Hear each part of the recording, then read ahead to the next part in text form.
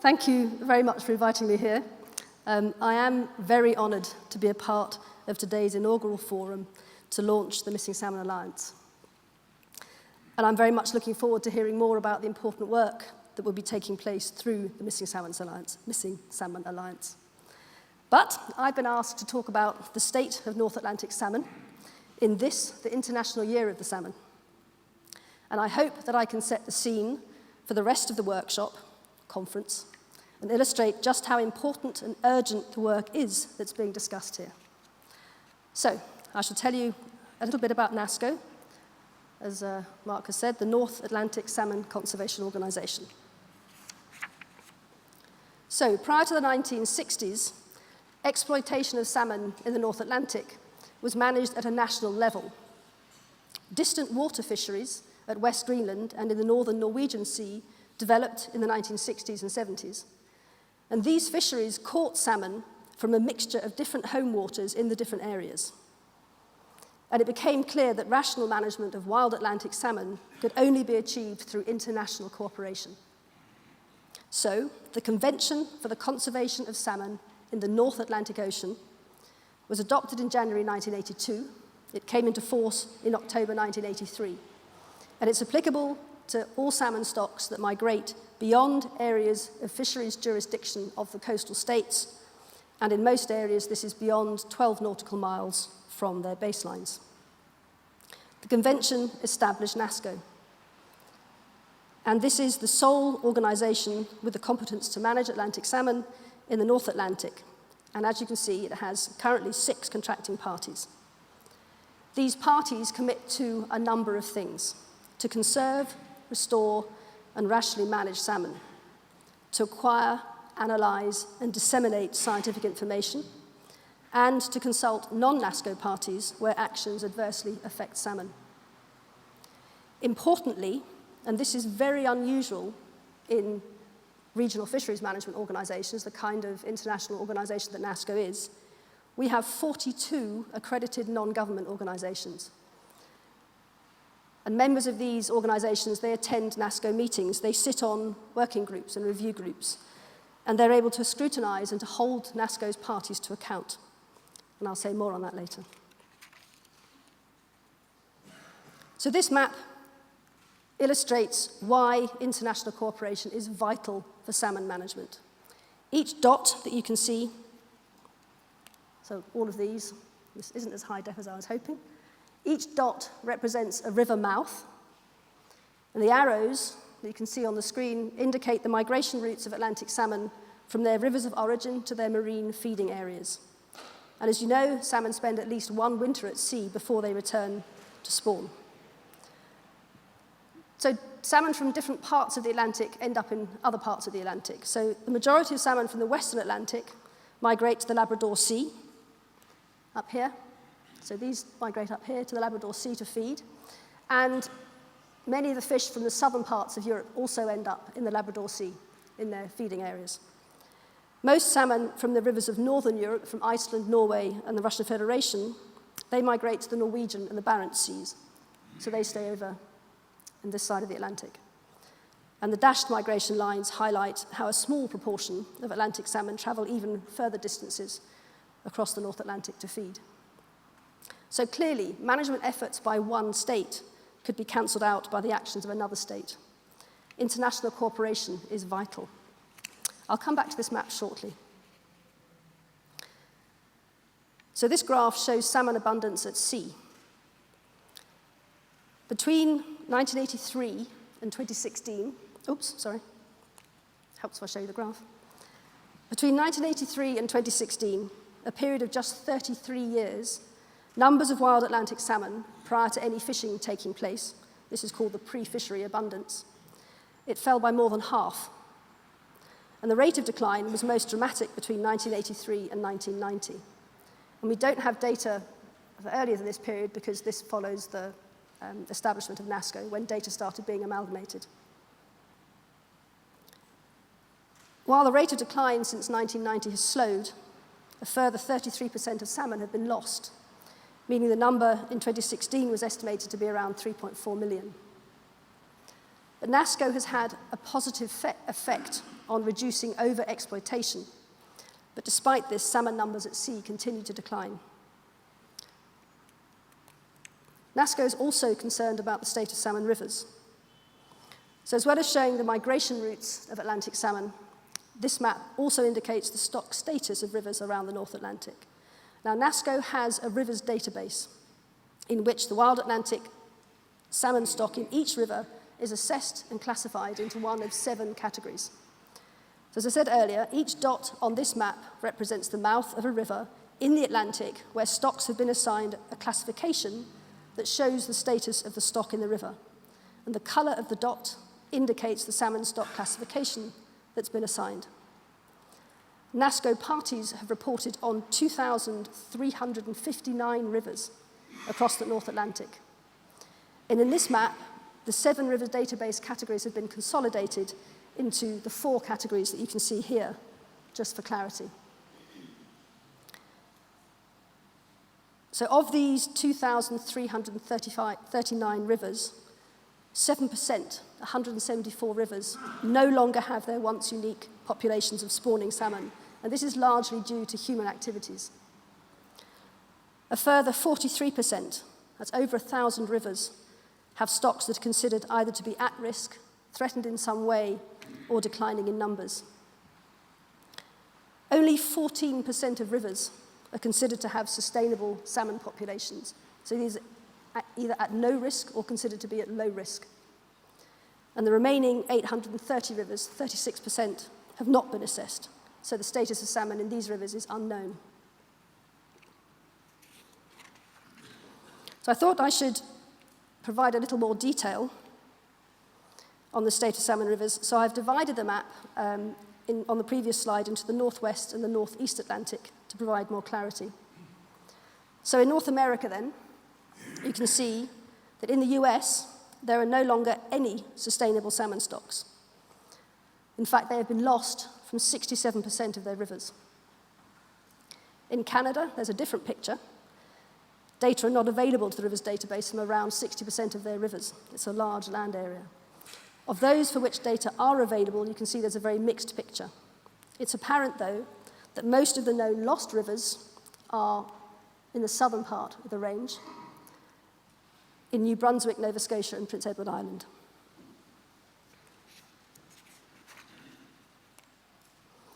So to the Northeast Atlantic, there are clearly many at-risk rivers in the red category, right across salmon's distribution here. Now, compared to almost all of you here, I'm sure, I'm a salmon neophyte. I've only been in this world for 2 years. And when I joined NASCO a couple of years ago, I knew that salmon stocks in the southern part of Europe were challenged. But I honestly had expected salmon rivers in the north to be pristine, and I was shocked to find that this was the picture, that they weren't pristine. So over 2/3 of Norway's rivers are at risk. Fewer than 1/4 can be considered to be sustainable. Over half of salmon rivers in the European Union are at risk. And there are no data in the rivers database for more than 1/4 of them. In the Russian Federation, a large proportion of rivers are unknown status, and more rivers are at risk than sustainable. And I'll talk more about the various threats and pressures to salmon stocks shortly. So it's quite clear there appears to be a problem for salmon, both in the rivers and at sea. And we have a clear indication that there are multiple pressures facing the salmon throughout its complex life cycle. We know that prior to 1990, it took 1,000 eggs to produce 1 salmon surviving its first year at sea. Now it takes around 2,000 eggs for the same survival. So it takes about double the amount of eggs now to produce 1 adult salmon that will return to spawn. Why? Why might that be? So this graph illustrates a number of threats and pressures that salmon are facing. It doesn't show all of them. We think it shows the main ones. And we know that these threats and pressures are different in different areas of the North Atlantic. I'll mention just 3 here. So climate change. Climate change, as you know, it's complex and far-reaching. It impacts both the marine and the freshwater phases of the salmon's life cycle through changes in water temperature, habitat quality, and survival at sea. Increasing freshwater temperatures also affect how far south salmon populations can exist. Migration barriers. As I showed on the previous slide, and as you know, salmon have an arduous migration from river to sea and back again. And this journey is made even more challenging by the many weirs, locks, hydroelectric projects, culverts, and tidal barrages that block their path. Even with fishways in place to help salmon move around these barriers, there can still be a negative impact on access to important areas of habitat. And finally, aquaculture. Aquaculture impacts salmon in a number of ways through the genetic effects of farmed salmon escaping into wild populations and mortality from sea lice and diseases spreading to wild salmon. Containment, proper sighting, and sea lice control are important considerations for aquaculture operations. So what is NASCO doing in response to these pressures? Well, since 1998, this is a very boring slide, sorry. NASCO and its parties have agreed to adopt and apply a precautionary approach to the conservation, management, and exploitation of salmon in order to protect the resource and preserve the environments in which it lives. And to this end, NASCO parties have adopted several resolutions, agreements, and guidelines that address the organization's principal areas of concern for the management of salmon stocks. And there, I'll just point out three. There's the guidelines for the management of salmon fisheries. There's guidance on best management practices in terms of aquaculture, and guidelines for the protection, restoration, and enhancement of Atlantic salmon habitat.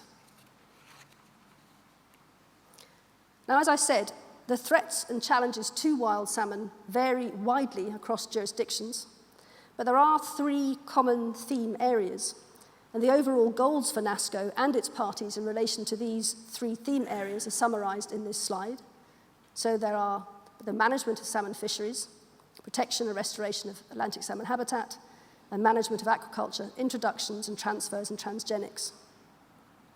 And all of NASCO's jurisdictions have agreed to develop an implementation plan to demonstrate their commitment to NASCO's resolutions, agreements, and guidelines. The intention being, as is up on the slide, that this provides a succinct, transparent, fair, and balanced approach for reporting on their implementation. So these plans, they set out measures to be taken over 5 years in relation to the pressures I talked about earlier in the three theme areas: management of salmon fisheries, habitat protection and restoration, minimizing the adverse effects of aquaculture. We are entering the third reporting cycle. It's much more stringent than the previous two. In this reporting cycle, parties and jurisdictions must have actions in their implementation plans for mixed stock fisheries and aquaculture where they have mixed stock fisheries and aquaculture. This was not the case in the past. Last week was the second round of review of the implementation plans, and a couple of people here were present last week during that review process.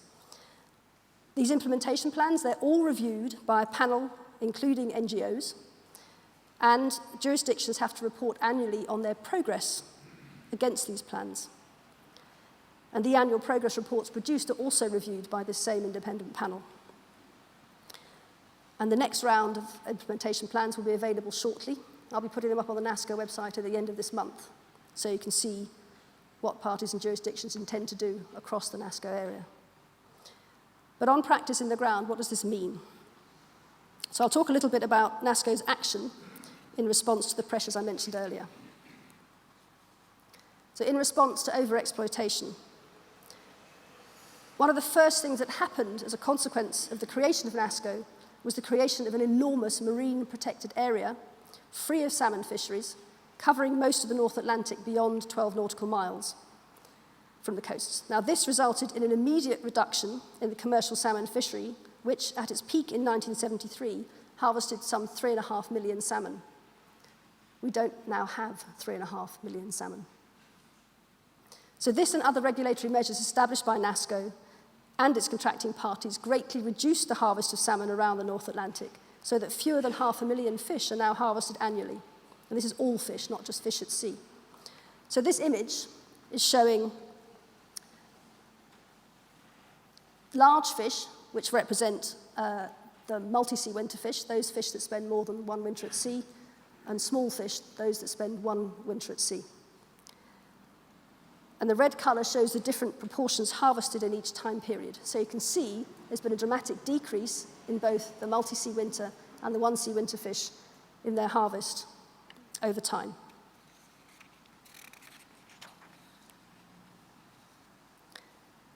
Actions set out in implementation plans can make a big difference. The picture on the right, this picture, a little dark, it's a picture of habitat restoration in the upper River Dee catchment in Scotland on the River Gairn. And this was done in response to recommendations from NASCO. So the River Dee Trust and Fishery Board has undertaken a range of habitat restoration work, including a programme of tree planting in the upper areas of the Dee catchment. And planting trees can help fish in many ways. They provide shade, so lowering water temperatures. They stabilise riverbanks and prevent erosion. They improve the retention of rainwater on land, so reducing flooding. They help create new areas of habitat and input nutrients into the water by providing leaf litter and larger woody debris. And the two pictures on the left, they show the Penobscot River Restoration Project in Maine, in the US. So the Penobscot River is the second largest river system in New England. And this project shows the effort to balance fisheries restoration and hydropower production. And the project included the removal of 2 dams that had blocked fish migrations for more than a century, and the construction of a very river-like fish bypass around a 3rd major dam that fish can now use to access areas of habitat that are critical for their reproduction and recovery. So these pictures show the before and after of the Vesey Dam, which was completed in 2015. So these 2 houses here and these 2 houses here. So this was the dam, and now it's a free-flowing river. It really is quite amazing. We visited there in last year when the NASCO meeting was in Portland in Maine. The project has improved access to more than 3,000 kilometres of rivers and streams, not just for Atlantic salmon, but for a whole variety of native sea-run fish. In response to aquaculture and pollution, as I said, NASCO now requires all countries with salmon aquaculture to take action on aquaculture and report on their progress. The picture on the left is from the Freshwater Institute in the US, which has worked with the Atlantic Salmon Federation on land-based closed containment aquaculture solutions, separating the fish from the environment. The picture on the right here is of Norway's Modalselva, I'm sure I said that wrong, river. So in southern Norway, there's been a big problem with acid pollution. And acidified rivers have been treated with lime to help improve water quality and to restore fish populations. And in Norway, a total of 23 acidified rivers that were virtually without salmon have been successfully restored through their national liming program. Between them, they now support fisheries with a catch in recent years of between 13,000 and 19,000 salmon. And each year, the Norwegian government spends more than 5 million euros for their liming program. So action is being taken to tackle the pressures that affect salmon populations. I'll conclude a little by saying a little about why work on salmon is so important. I'm preaching to the converted. So including the work that will be discussed at this workshop. So a recent socioeconomic report commissioned by NASCO states that wild Atlantic salmon contribute to the quality of life of many people around the North Atlantic, both materially, as food and as an economic driver, and non-materially through the experiences gained from different forms of fishing, but also to people not fishing, through contributions to their identity, their learning, and inspiration and future options. And you can see from this chart on the right, there are several components of the value of wild North Atlantic salmon. But perhaps the photos are more powerful. This picture in the top left is from Canada, where salmon has long been a part of indigenous people's cultural life. Salmon, they're an integral part of their culture, their identity, their diet. their economy, their social relations, and their spiritual practices. This picture shows Pictish rock carvings in Scotland where salmon were revered as a kind of god. And the bottom picture here shows an image marked out by researchers and workers from the National Conservatory of Wild Salmon in France during a leg of the Tour de France in 2017. It was marked out in chalk to raise awareness of the preservation of the Loire Allier River and its salmon population.